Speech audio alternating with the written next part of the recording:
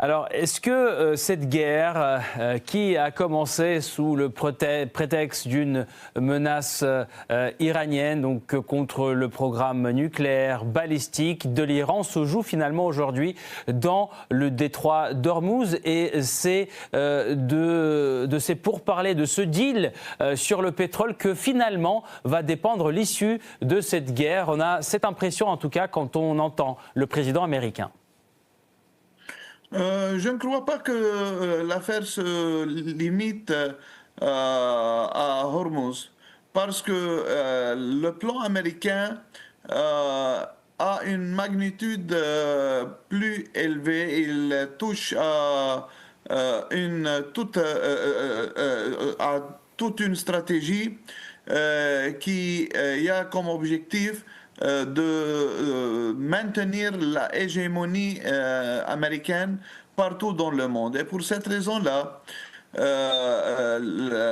Washington considère que la Chine est son ennemi, son compétiteur, surtout que la Chine pourrait devenir la première puissance économique mondiale. Et pour cette raison-là, les États-Unis voulaient contrôler les sources pétrolières et les sources de gaz.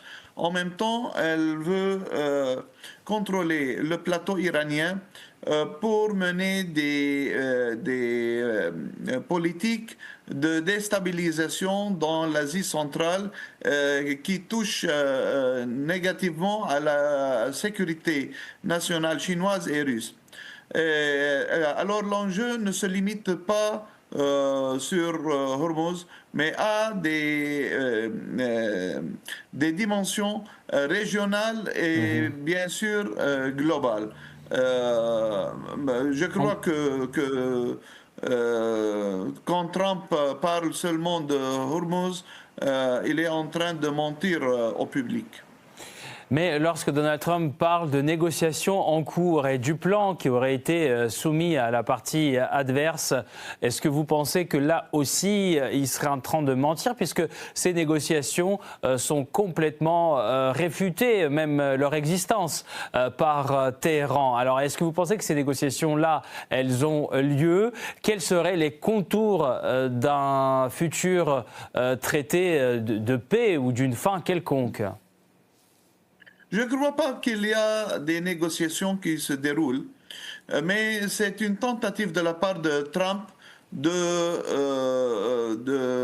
mener du discours entre les diverses branches de politique ou mouvements politiques au sein de la République islamique iranienne, comme il l'a déjà fait à Venezuela. Mais je ne crois pas que ces tentatives-là ont eu des succès, parce que les Iraniens sont très firmes dans leur décision de s'affronter aux États-Unis et aux tentatives israélo-américaines de secouer l'Iran et d'imposer l'hégémonie américaine sur Téhéran.